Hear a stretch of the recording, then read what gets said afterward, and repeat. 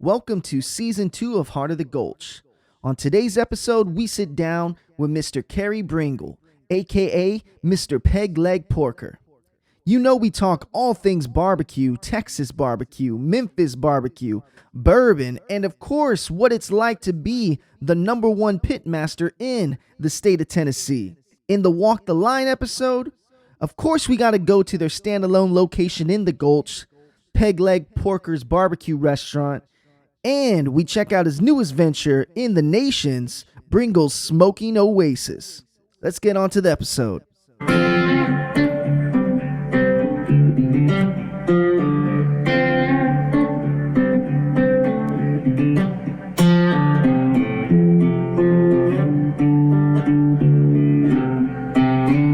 We are in the Heart of the Gulch. I'm your host, Tony Mendoza, and today is kind of like a pinch me moment. When I first moved to Nashville, Tennessee, this amazing restaurateur was the first place that I ever went to in Nashville. Not only that, when I was putting on this show, Heart of the Gulch, this was actually at the top of my list of a person to interview. So to be honest with you, it's kind of like I said, it's a little bit of a pinch me moment. We have a cancer survivor. We have an amazing, probably the only pitmaster with his own spirits line. Not only that, when it comes down to being a pitmaster, he has one of the best barbecue, not only in Nashville, we're also talking in the entire state of Tennessee. Mr. Carey Bringle, a.k.a. Mr. Peg Leg Porker, in the building. How you doing today, sir?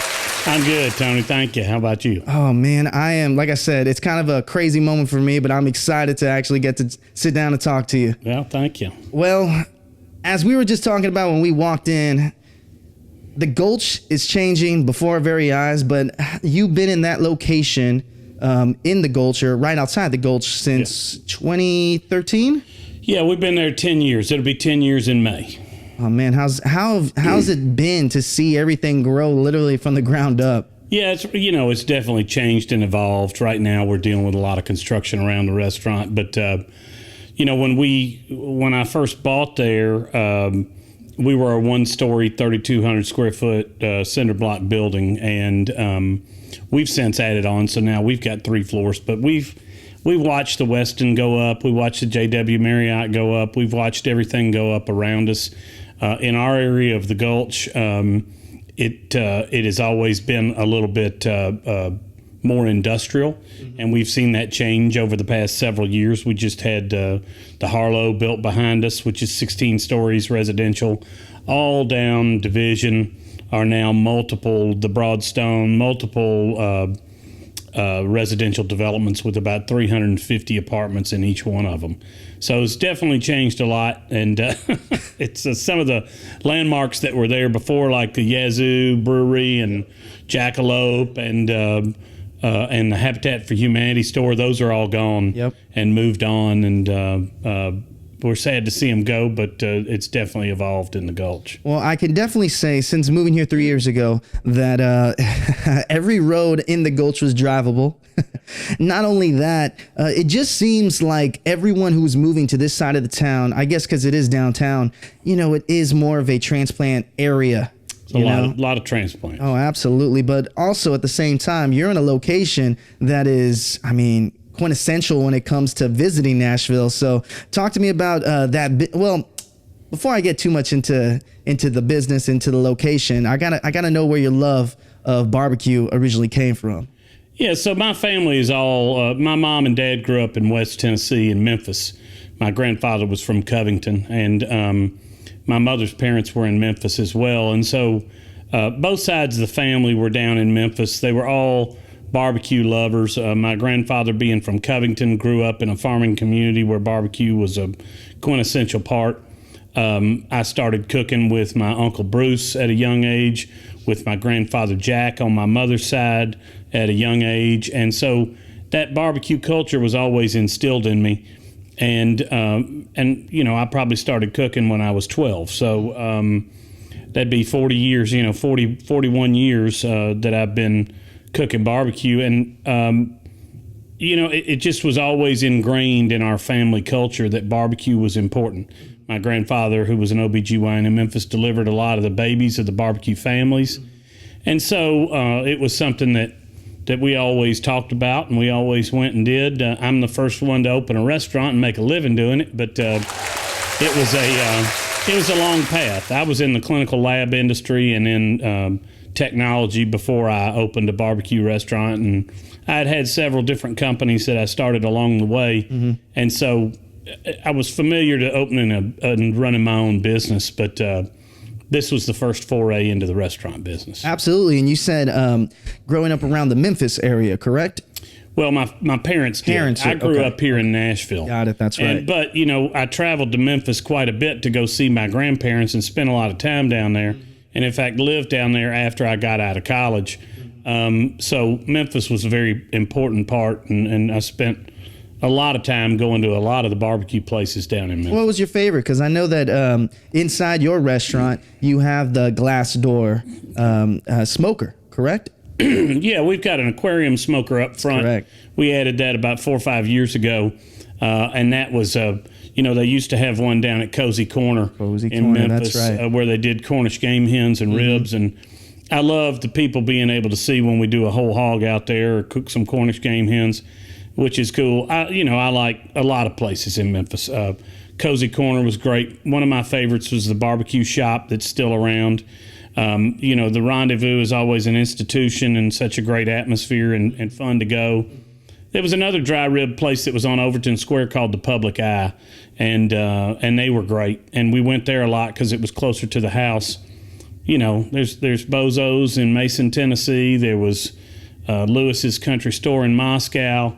There were just all these places that I went growing up with my grandparents, Leonard's in Memphis, and they were all important, and it was a big part of our family culture. The Cozy Corner. So the Cozy Corner, believe it or not, we were just down there to watch a Memphis game. Yeah. Now, I'm a San Antonio Spurs lover, right? But the thing is, the Memphis, because I remember when Memphis Grizzlies, when I was growing up with the Tim Duncan era, you had Zebo, and you had all the bad boys out there, and I loved it. But I didn't know anything about the Cozy Corner until I went to the game. Yeah. And then when I went to the game, I went to the Cozy Corner, and because it's not too far from there. No, it's not. And I have to admit, it was some of the better barbecue I've had in Tennessee. Right. Now, but also along those lines, so when you were developing that, would you say that in the Cozy Corner was the first place where you had that aquarium style, first time you ever seen it?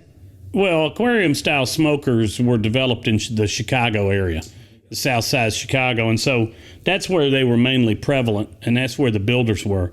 When Desiree and her husband bought Cozy Corner, 30, 40 years ago, that smoker was already in there from the previous owner. And so they just kept it and they started working it. And that is where I noticed it, and really loved it. But it was a Chicago thing. Well, absolutely. And not only that, you travel a lot.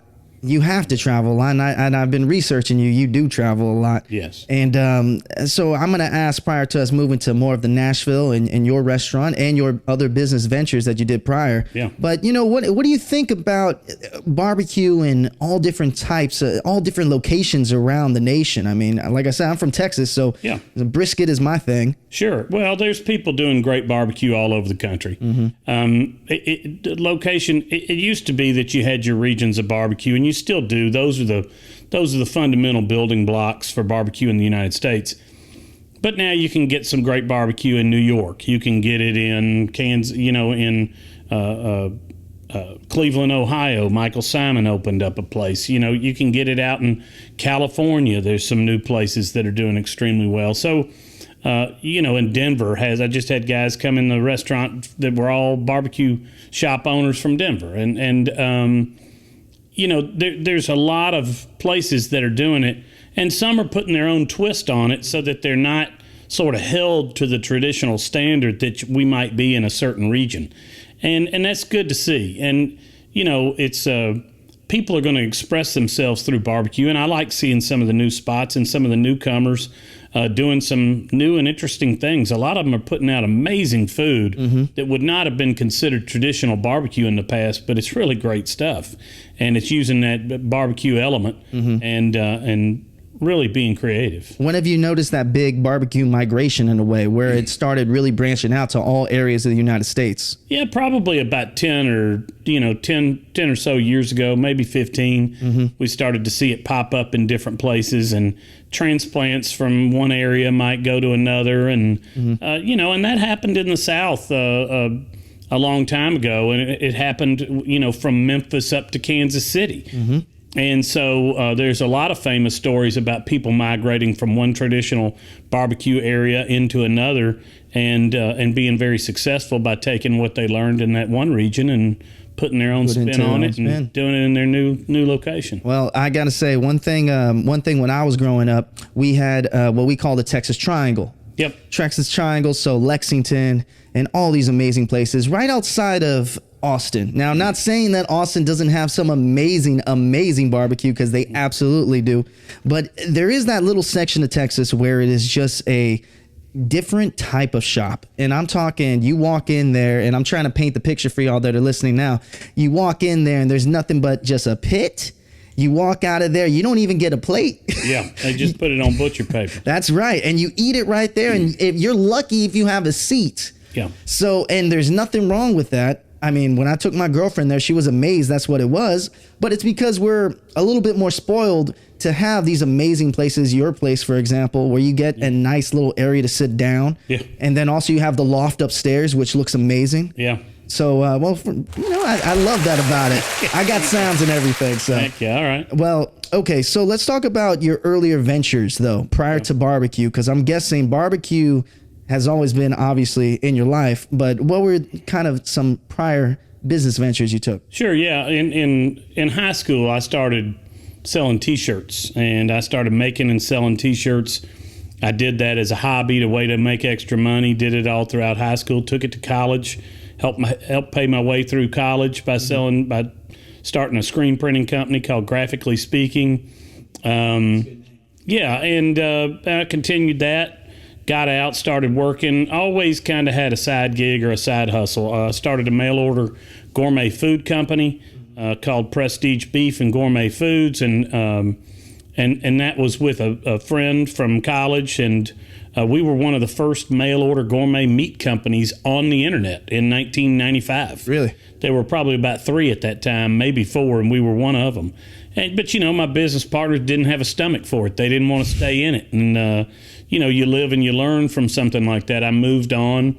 I was in the healthcare business, helped start a clinical lab here in Nashville called LabNet, and then started a Medicare Part B billing company with a partner, and didn't like the direction. We couldn't agree on stuff, and we parted ways, and and I went back to working my regular job, and then finally decided it was time to do the restaurant. And it was a tough decision. I've got 3 children, and trying to open a restaurant when you have 3 kids in high school or younger is a very difficult move.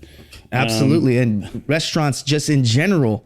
And then but then you also have to have the prestige of barbecue too. Yeah. Yeah. So I spent a lot of time building up the Peg Leg Porker brand before I ever had the restaurant. I was catering some. I was competing down at the World Championship of Memphis in May. And so I wasn't an unknown.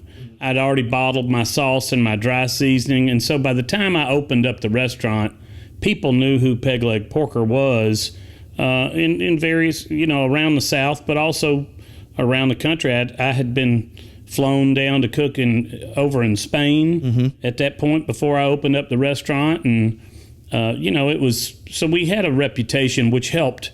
And then when I was able to announce the opening date, we had a good following of people anticipating it. And that always helps. The restaurant scene was a lot less crowded then too. Oh, well, one thing we got to talk about is your brand. Because, and I've heard you speak on it in numerous interviews, is that branding and marketing your brand has been so pivotable. That was a terrible way. To do that. I swear I got a degree, a college degree, communications of anything, just not spelling. But just you just had something that was just different, and you're able to market that, and then not only have one of the coolest logos in the game, in my opinion, but definitely talk about that marketing aspect and how it was able to really grow that name.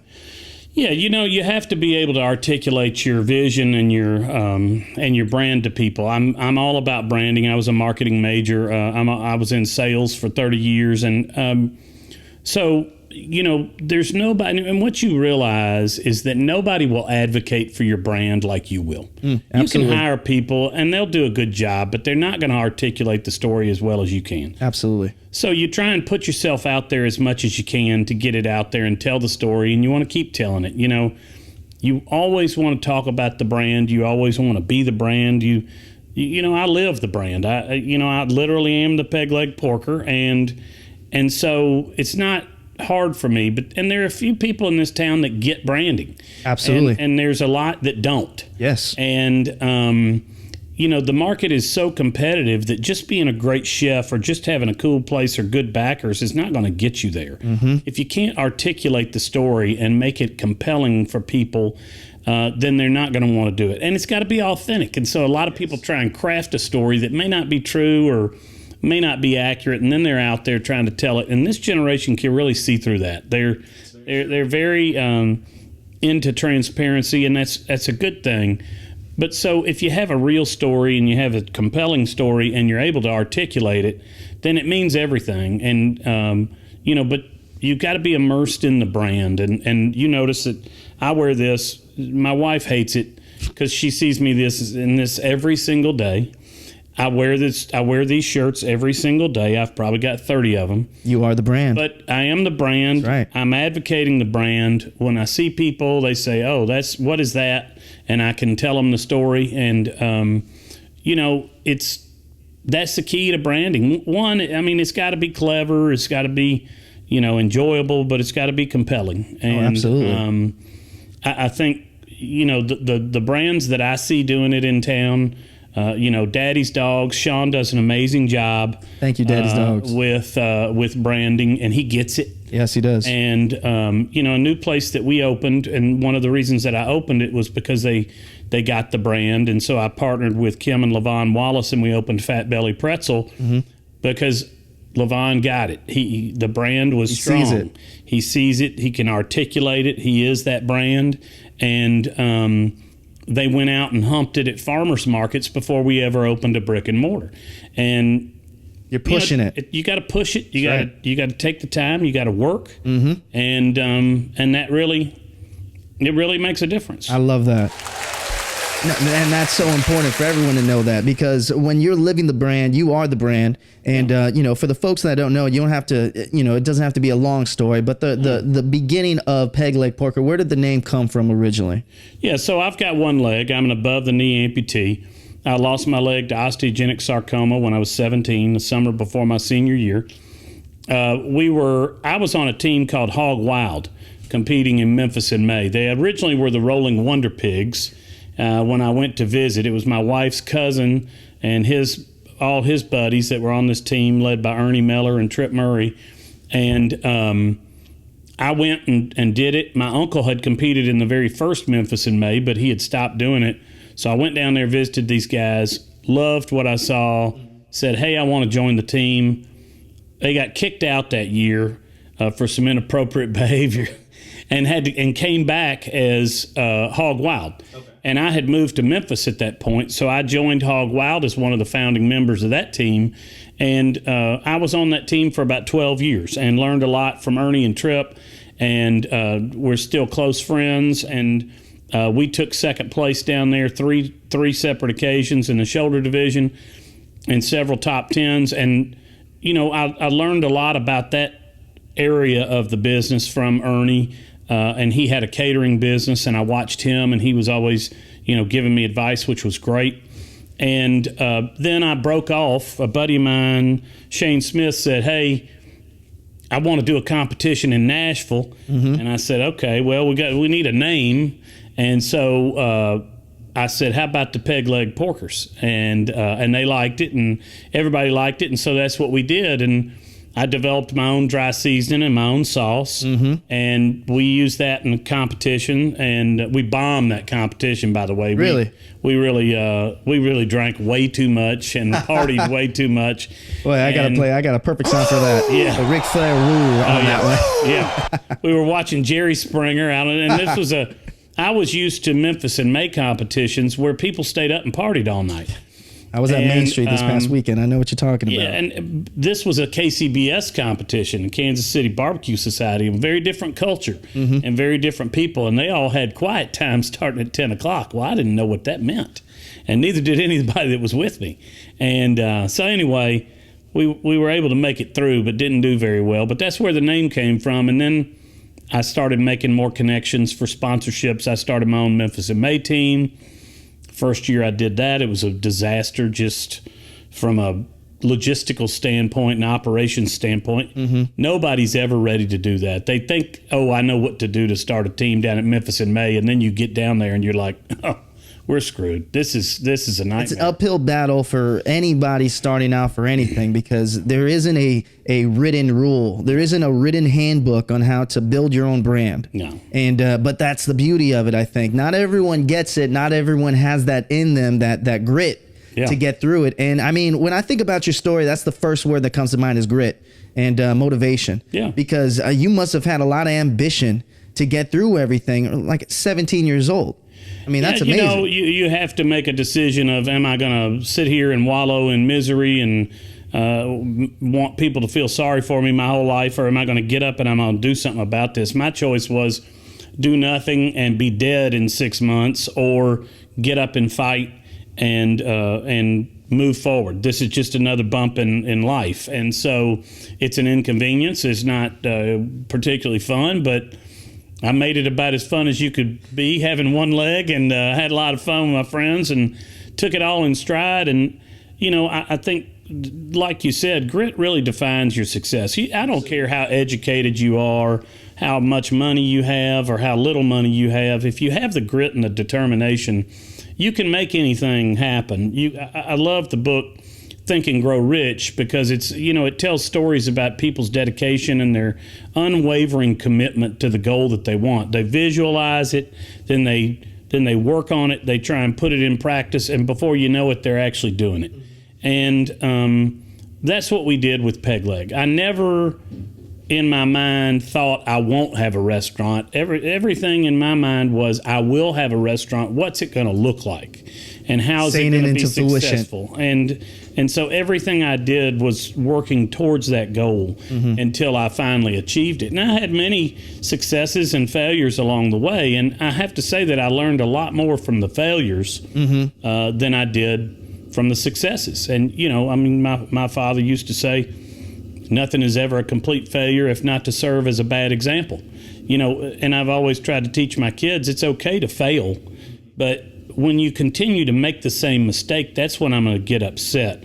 If you fail and you assess what you did wrong and you change it, you can fail again, but hopefully you change something to try and be successful. And if you do that enough times, you can be successful. And you know, that's, if you look at the multimillionaires, the billionaires in the world, most of them failed multiple times before they ever made it. And then they got it right because they learned from their failures. And they had the grit to get back up. Oh, I know it. And, you know, I've had young kids and been broke and had to look at my wife and say, you know, I don't have a job right now and I'll figure something out. And, you know, that's what I did. Well, absolutely. And then not only that, you were able to envision it. And that's another thing people really need to really do if they see something. And also, guys, if you hear any background noise in the background, well, welcome to the heart of the Gulch. Yeah. You're going to hear it all the time, no matter what. And no matter what I do, there's going to be noise. So this would actually be a great time to make a quick pause because I want to ask some questions, not only about the locations, but also you having to start your bourbon business, your bourbon journey. What was it, 6 months after you started the business? Yeah, it was. Oh, my goodness. I can't wait to talk about it. But hey, we're back. Mr. Bringle. So we were just talking about before we went on a little break here. So first of all, you got to talk about a little bit about starting that journey. You took that plunge and you said, it's time. I feel like I built this brand well enough, Peg Leg Porker, so it's time for me to create my own restaurant in the Gulch, right? Correct. And that's the original location. Yes. And was it always 2 stories or was it 1 originally? No, it was 1 originally. That's so right. I originally signed a lease right beside Arnold's on the corner where they have that sweet tart mural now, or the little heart-shaped candy mural. It was a place called Estelle's. I knew that the landlords were evicting the tenant, waited for a year for them to go through the entire process. And that's where I was going to build out, and that's where I was going to be. In fact, we got so far as to where I had a lease from the landlord. Right before we signed it, they changed the terms on the lease. And I didn't like it, but we were still going to sign it. We were ready to get started. I signed the lease. It went back to the owner. Over the 4th of July weekend, he got with his family.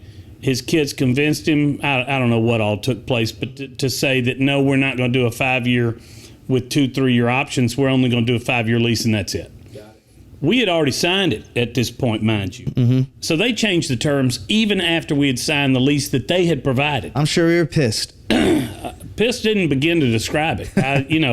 I basically told them in a lot less eloquent terms to go pound sand, and that I wasn't going to do business with anybody that acted like that in business. Absolutely.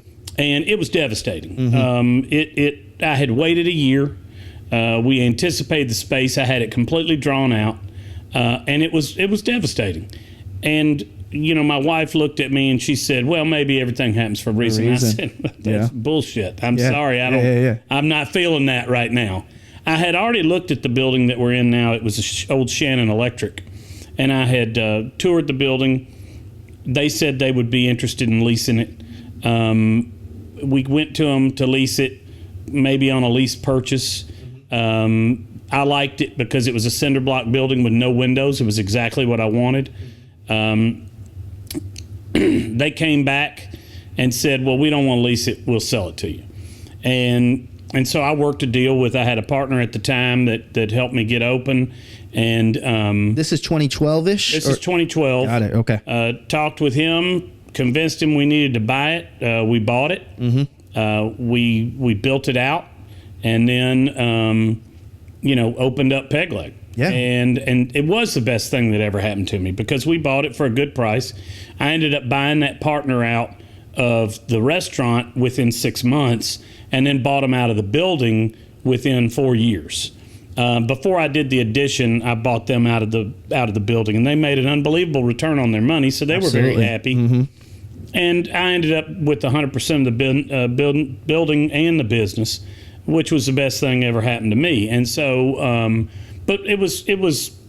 I have to give that person credit that they were really integral in our getting open in the first place. They saw the vision. They saw the vision, understood the vision. They were an entrepreneur themselves, and had a great business. And so it was a blessing. But that's part of business, and part of what you learn over the years is, hey, there's always a way. If the bank says no, and I had 3 banks say no at that point, then I found a private investor, and I convinced him and showed him my vision, and he believed in it.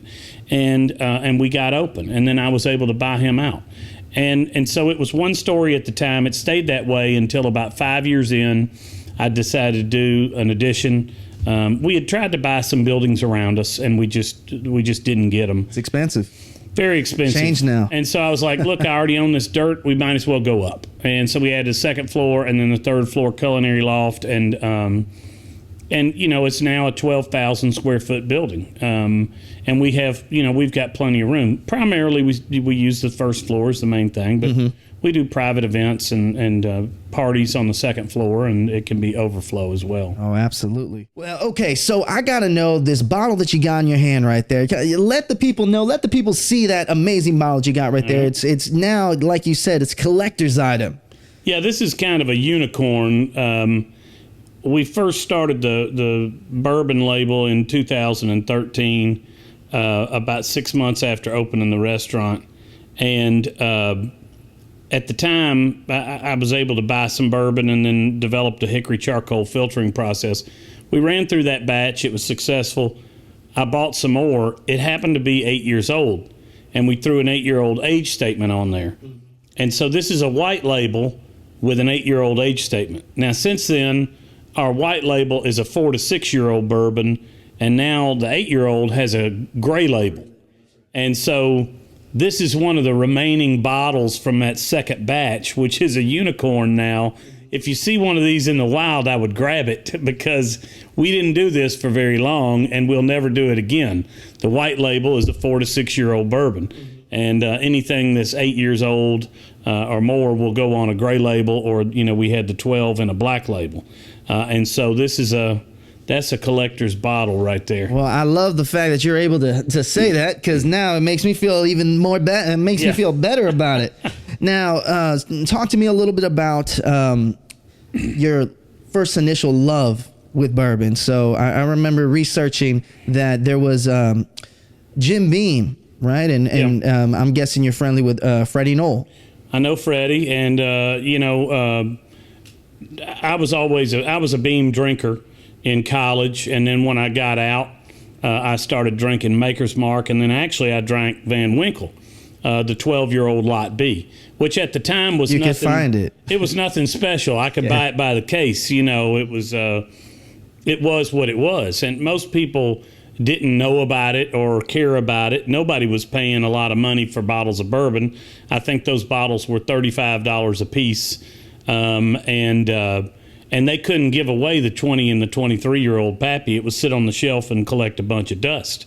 Nobody cared, and the liquor store would beg you to take it because they had it sitting in there in inventory. And I remember Richard from Bud's in Green Hills was like, "Carey, please take that bottle. I'll make you a deal on it. Nobody will ever pay $100 for a bottle of bourbon," which is now commonplace. And so I was looking for a sponsor for my barbecue team. And my friend Nick Lambert had been working for Beam for some number of years. I asked him if we could get Maker's Mark as a sponsor, and which was then owned by Beam. And he talked to the Maker's Mark team. We thought we had it lined up. He called me up. He said, "Yeah, we've got you the sponsorship." And then he called back 2 days later and he said, "Oh, there's already a company in Memphis that's associated with the distributor down there that's already using Maker's Mark. We don't want to split up the money. We need to business. We need to run you in a different direction." He said Jim Beam Black would love to be a sponsor. And I said, "Well, I hadn't had Jim Beam Black." And he said, "Well, it's an 8-year-old bourbon. It's most acclaimed bourbon in the world right now." I went and picked up a bottle, loved it. We got the sponsorship. We still work with Jim Beam Black. And so they have still sponsored my Memphis and May team for all these years, even though I have my own brand now. And I thought I would do something with Beam along the way. That never materialized. When you're dealing with a company of that size, doing a one-off project is very tough. Different levels. Yeah, unless your last name is No. And, exactly. Anyway, Nick had left Beam a couple of years afterwards, and he called me up one day and he said, "Hey, I've got access to this batch of bourbon. If you're interested, I know somebody that's buying a large batch. They want to hedge their bet by offloading some of it. You'll be able to start your own brand. I know you've been wanting to do that."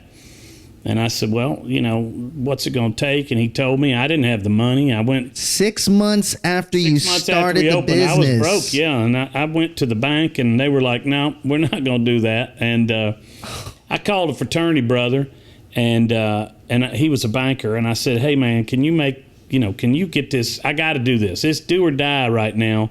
It was perfect timing, too. And he said, "Look, man, I'll make it happen."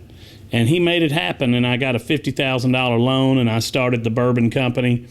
First batch sold through. People liked it. I started, looking for more bourbon, and bourbon was starting to get more scarce, and the prices had certainly gone up. But I developed a relationship with several brokers, and started buying more and more. Then I taught my bank how to loan on bourbon and started buying more.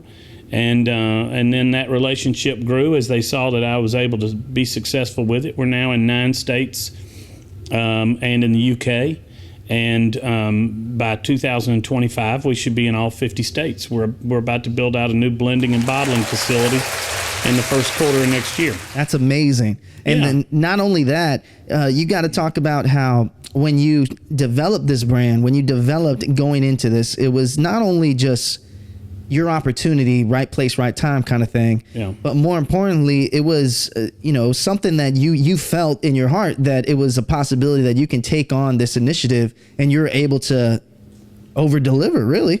Well, it's a brand. And so if you build a brand, then the scope of that brand can be very expansive. My philosophy always was we're going to have one restaurant. It's going to be a destination spot. And then I can do clothing, I can do food products, I can do spirits, and I can do all that, and I can take that global. But if I leave the restaurant as one physical location, then it becomes a lot more attractive to the purist. And so, and it's not that it's a bad thing to build out a chain of restaurants. I know a lot of people that are doing it and doing it well, and it can be very lucrative. That was not the direction that I wanted to go. And so I would say when you build your brand, you need to have a clear vision of what you want to do, and you need to understand in your mind the scope that you want to grow it to, and stay true to that, because a lot of opportunity will come your way. As Peg Leg has been successful, I've had a lot of people call me. They wanted a franchise. They wanted me to open more locations, and I've had to be able to say, no, that's not the vision for what I'm doing. I will take the bourbon nation and global, and I will take the clothing and food products nationwide and global, but I don't want to build a chain of restaurants. That's not what Peg Leg Porker is about. It's bootstrap. It is. Yeah. It's something that, and you know what I love about your brand is not only that it's it's you guys. Yeah. You guys are the ones. There is a team. You have a team, and you should definitely shout out that team because your team does an amazing job. But realistically, though, you guys own it, right? It's just a family-owned operation, right? It is. We're 100% family-owned and operated. Amazing. And we're blessed to be able to do that, and it really changes your life. And I have an amazing team, and I'm glad you mentioned them because they do a dynamite job. I've had some people that have been with me for a very long time. I've had some people that I've taken with me to multiple companies along the way with multiple ventures that are very key to my organization. You don't necessarily do this alone. If you don't have a great team that believes in your vision, then you're not going to execute. And the thing about being a good leader is that you have to be able to articulate that vision and have those team members buy into it and understand it and want to live it with you. And if they don't believe in you, or if you're a bad boss, then they're not going to be vested in your brand. You got to take care of those people. You have to treat them with respect, and you have to understand that they've bought into something that's your vision, and they're helping you execute that, and they need to be rewarded for that and enjoy a good, comfortable living and know that you've got their back. And also you have to, and that's amazing you said that, but it's also cool that you're also changing with the times.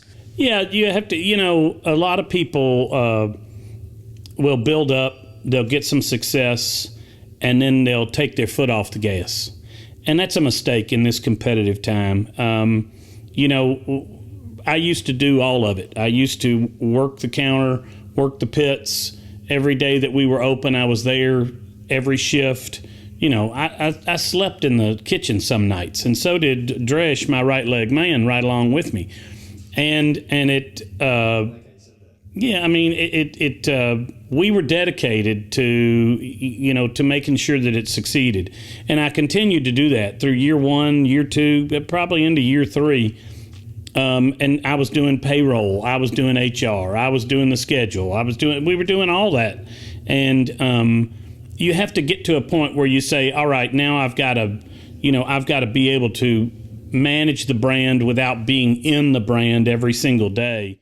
Mr. Bringle, we're going to play crowd noise. This is where we have some guests bring in some questions just for you to answer. All right. So let's get going.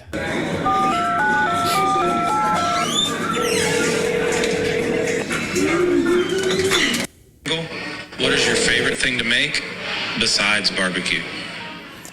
Favorite thing to besides barbecue, I like to cook a great steak, and I like to make chimichurri with it. And Chimichurri. So I love to do that. I also I spent an obsessive amount of time over the COVID period perfecting a fried chicken recipe. And so I can make a really great fried chicken that most people don't know about. We'll do it every once in a while as a special at the restaurant. What? But it's a wet batter, and I'll put it up against anybody's fried chicken. You know, that deserves its own sound. Yeah. Got a little eagle sound in there. There you go. Now, oh my goodness. So, all right. So Mr. Peg Leg Porker is also able to knock out some awesome chicken. And okay, my question is on the heat level. Is it hot chicken or is it regular chicken? Okay, no, so it's cool, not cool, hot cool. chicken. Perfect, cool. It's got a kick to it, but it is not hot chicken. I'm not a big hot chicken guy. Me either. Yeah. Now, and even though I'm Hispanic, I should love hot food, but I think after eating it for so long, it just took its toll on me. Now, one thing before we get onto this, I want to talk a little bit about the 2020 year, right? COVID. It was a big change for everybody. Yeah. But talk to me about some of the pivots that you guys were able to do, opening those doors and more importantly, also keeping a lot of people employed. That's one thing I spoke with Daddy Dogs about is that how amazing it must have been and, how awesome it is that you guys were able to still employ others while it was going through that tough time. Yeah, we were lucky. I've got a VP of operations or my COO, Deborah, who is amazing at details and at paperwork. And so when the paperwork came out for the PPPs, she was able to do them quickly, do them thoroughly, and we were able to secure that funding. We did have to furlough employees for about 6 weeks, but we brought them back absolutely as soon as we could. We got that PPP, the first one, and there were rules around it, and so we wanted to bring everybody back for one thing, but we had to, and we had to spend it in a fairly quick manner. We didn't have a lot of business at the time, so it really wasn't going to keep them all employed and occupied. We worked with Operation Barbecue Relief, and over a 2-week time period, I think we did 34,000 meals to feed the community of people in need. These were free meals that we passed out through about 5 local organizations. But my staff was preparing, I think, 2,200 to 2,500 meals a day. That's crazy. For a 14-day straight period. And then we handed it off to my buddy Pat Martin, and his team did that for another 14 days. But that allowed us to put our people to work. They were getting paid, but it wasn't idle time of them sitting around to get paid. Correct. They wanted to work. They felt good about the work we were doing. Mm-hmm. We were doing the right thing for the community. And we had the money to do it from that loan. We went on to get the second PPP, which was also instrumental because it took a while for business to come back. And although we opened slowly with just to go, and then we did in-house dining. The one thing that we're in a different industry. I'm a sore thumb in a lot of in the view of a lot of restaurateurs. I have some varying political views than a lot of my peers in the business. Mm-hmm. And that should never keep you from being friends or from Absolutely who we not. serve in the restaurant. We feed everybody, and everybody is welcome in my restaurant. The thing about COVID is, we had an early COVID case where we cleaned the whole restaurant. We had to have it fogged and all this. It was documented. We knew we had the case. After they put on these very strict regulations, so I railed against the mayor and against the city for months about this and went on the media and the national media every chance I could get to talk about the cleanliness of restaurants and really that they were a safe space. We masked our employees like we were required to, and we put the signs on the doors for our customers. Mm-hmm. But we weren't the mask police. And so this is one of the ways that we survived through that is by saying, if you feel comfortable not wearing a mask, you're okay in this space. We're not here to tell you how to live your life or what freedoms you do and you don't have. You're going to take it off when you eat anyway. It's true. Now, Absolutely. Some of my counterparts in the restaurant business, not just in Nashville, but all across the country, took an extreme view to this. And they really bought into the complete lockdown mentality. And as a result, they've suffered. And they suffered then, and a lot of those restaurants are still suffering now. When you go to that extreme, and if you have somebody knock on your door that does not share that same extreme view with you, you may lose a customer for life. And our goal was, hey, if somebody is totally, but if somebody is totally extreme about wearing a mask, we're here to accommodate them and allow them to do that. But if they don't want to wear one, guess what? It's your right. We're not forcing them to. Understand. And so, their body, their choice. Absolutely. And that helped us make it through, and that kept our customers loyal because we weren't turning anybody away. The dollars were too valuable during that time. You couldn't do it. But a lot of people did, and they suffered as a result. Some are closed, and some have made it through, but they're still seeing residual effects from that. Well, I mean, it was such an important year in so many regards, and we saw every business had ups and downs. Some never made it back from those downs. Yeah. But I think it goes to say about your brand, and not only your brand, the loyalty behind your brand. People that have this bottle in the house that aren't opening it is my point exactly. Yeah. It's the loyalty to the brand. Sure. And we love that. Now, I got a second question here. All right, let's play it right here. Mr. Bringle, you picked the two most competitive things, bourbon and barbecue in Tennessee. What else have you been competitive in life?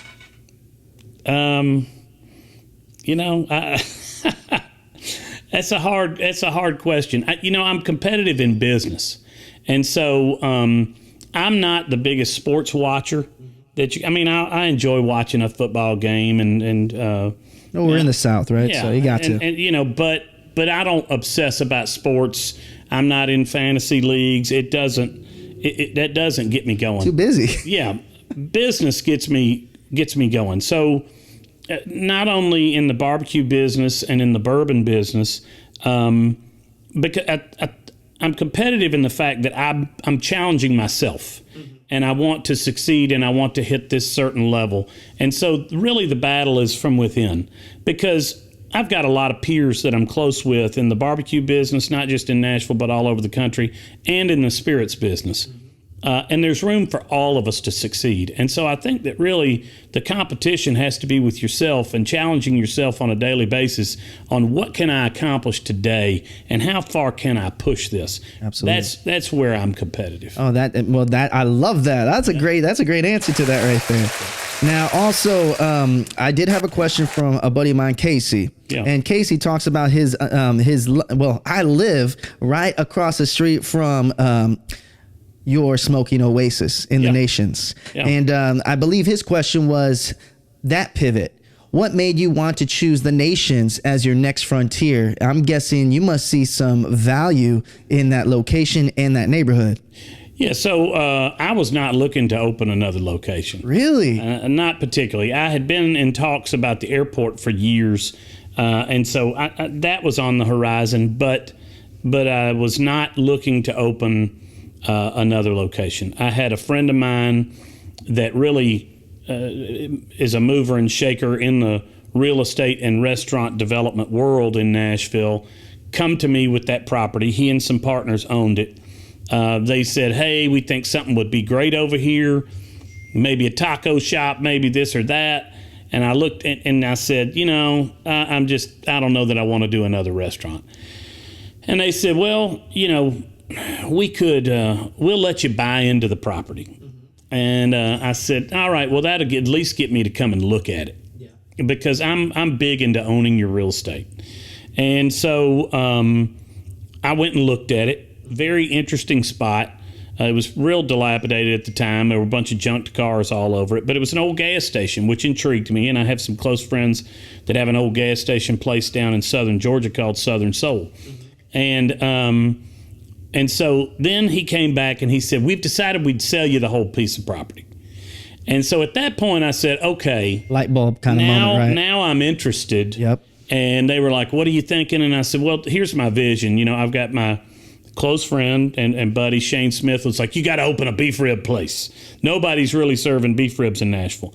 And there are a few barbecue guys and food trucks that were doing beef ribs and doing them well. Like Zilla's a great guy and doing a great job out there. But nobody was doing it in a brick and mortar.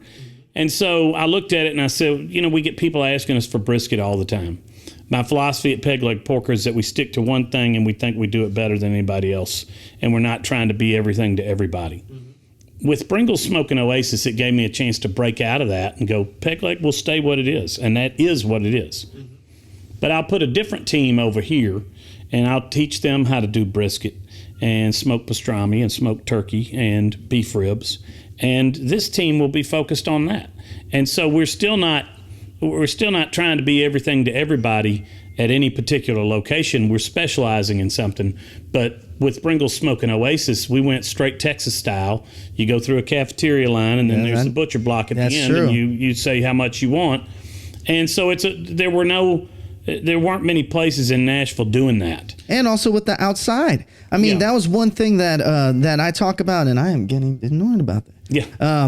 One thing that I loved about that location, and one thing I love about that, I went to see the U.S. soccer game there. Yeah. What I saw with that triangle, that's a unusually shaped space, and with that canopy, I had a vision that we could be like a big ice. I had been to a place in Texas that was, an ice house. And at one point I was going to call it Bringles Ice House. But people in Tennessee don't know what that means. Yeah, I know what that means. In Texas, it's a common thing. And you got a big yard and, an area for very cold beer. And so that was my vision, is let's build an ice house type location in Nashville where people can enjoy the yard. Let's turf it. Let's put some big screens out here. Let's put a lot of TVs where they can come and watch the games. And then we'll put a knee wall on here and a fence above it. And so now parents feel safe. People, are enclosed within this environment. And I think it's been great. We love the neighborhood. My great-great-grandfather had a hardwood flooring plant just right down the street. So we had that connection to the neighborhood. And, I think the Nations is really growing and has got the right mix of business and residential, which is what it takes. Absolutely. But we like being part of the neighborhood, and we're active with the neighborhood association and the business owners association, and it's been a great spot to be, and we really love all the people that come. Absolutely. I love that. Well, I don't want to keep you here forever, so we're going to have to close this out. All right. But before we close this out, I'm going to take one little quick break, and we'll close this out. You ready? All right. Sounds good.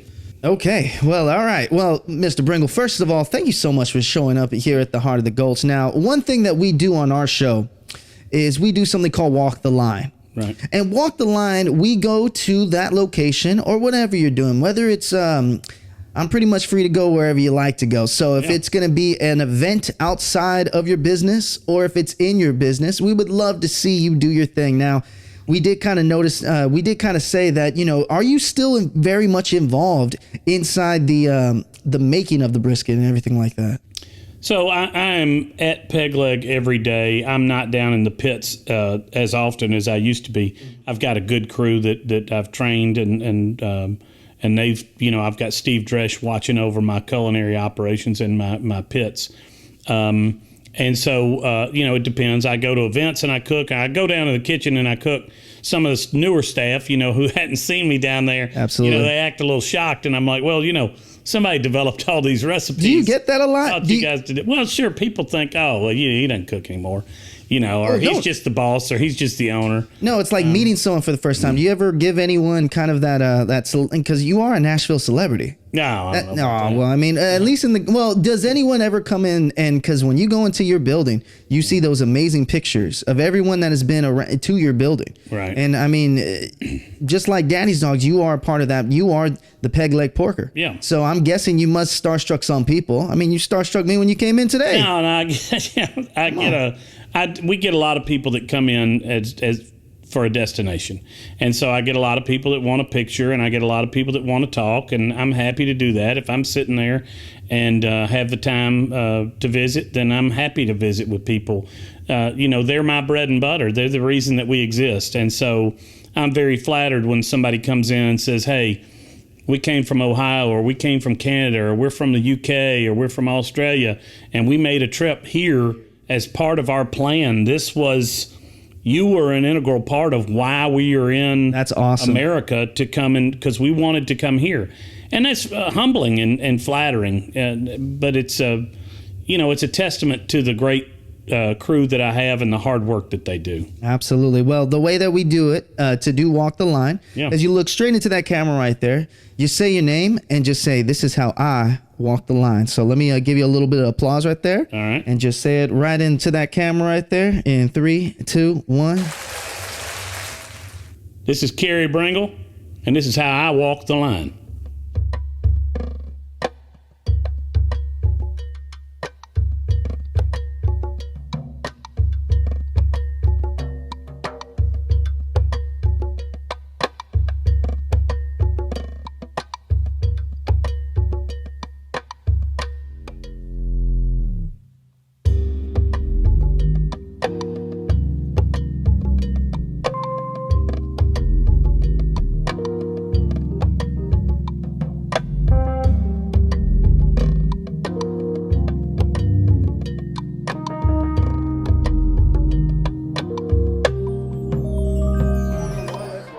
Hey guys, it's Carey Bringle. It's a day in the life of Peg Leg Porker. You can see right here, we've just walked into the restaurant. We've got our bar right here.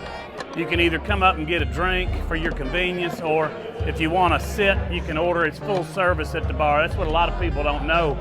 The good bartenders have come to the line and recruit people if their bar is empty and fill it up.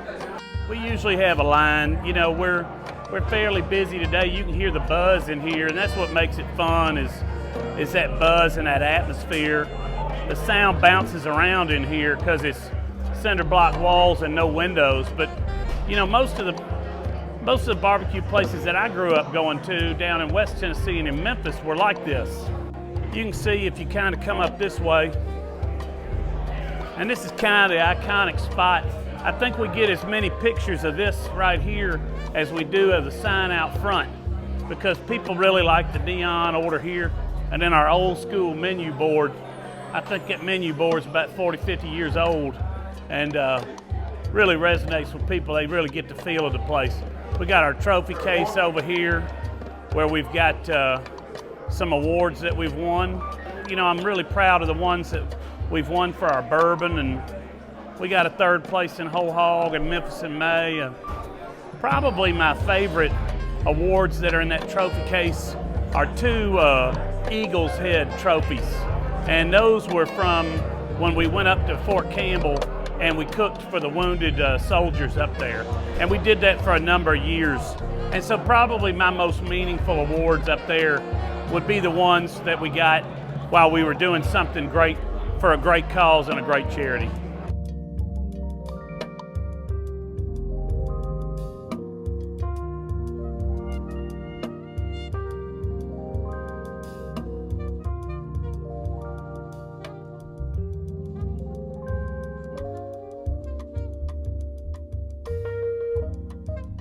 Dresch had just walked in, who's my right leg man. He's in charge of all the culinary operations. And so Steve was a welder by trade, and now he's a pit master, and he's been cooking with me for close to 20 years. And so Steve's in charge of all the pits, but he's also in charge of all the food, all the culinary operations. So anything that has to do with any of the food, the buck stops with Steve. Yeah, also in charge of working for my pit helpers that are on vacation too. So. That's right. I'm never out of retirement. Steve's son works for us. He's one of the pit boys to men, and he's out on vacation today. And so Steve got to sub in for his son. Well, you know, I like to make sure our ribs are good because that's what we're known for. So I really like to keep on the ribs, and then the chicken wings. You know, I like getting them in and out. We can do them in about an hour and a half. So just the simple things. The butts are what take all night, and then you got 60 butts on the cooker, so that means 60 got to be wrapped. So. Right. I don't need a right-hand man. I got 2 hands. I need a right leg man. Need a leg up on the competition. That's it right there. Boom.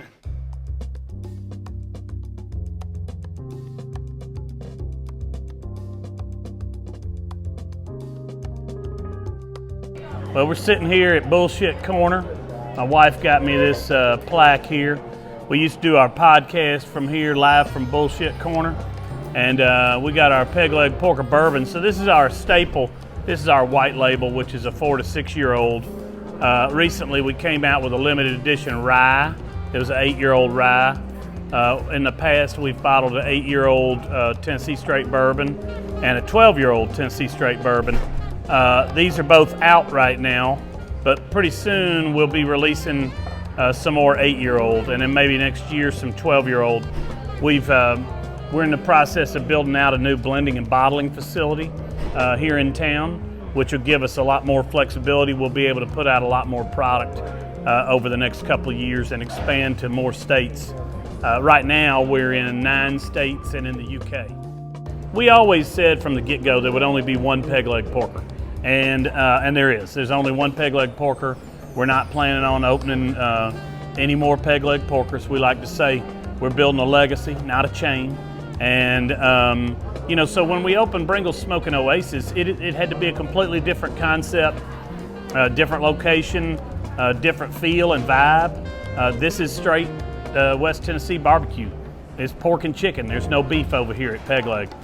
And with the Oasis, it's a Texas style place, and it's Texas focused. More of a Texas ice house atmosphere with the outdoor, with the yard, with the turf and the big screens. But you can go through the line cafeteria style and get all your meats sliced by the pound. Every Friday we do a smoked prime rib, but we've got brisket over there, smoked pastrami, smoked turkey. Totally different menu than Peg Leg, and then totally different atmosphere. In the airport we've got Pig Star. Again, it's a scaled down version of a Peg Leg with a limited menu, a few items that we don't carry here. We don't do ribs at the airport. It's just too difficult to get the quality up out there. And so we do the things that we know that we can do well out there. And then lastly, we partnered with Levon and Kim Wallace on Fat Belly Pretzel and Deli. And so we're owners in that with that family. And so they're great people. Levon's an amazing chef. His wife is great. And they work together as a team. And Fat Belly Pretzel and Deli is crushing it over in East Nashville. Guys, it's Carey Bringle signing out today. Tony, thanks for spending the day with me. Thanks for the interview. You can find Peg Leg Porker in the Gulch. You can find Bringles Smoking Oasis over in the Nations on Centennial. Pig Star in the airport. Fat Belly Pretzel and Deli out east. And I'm Carey Bringle signing out, and this is how I walk the line.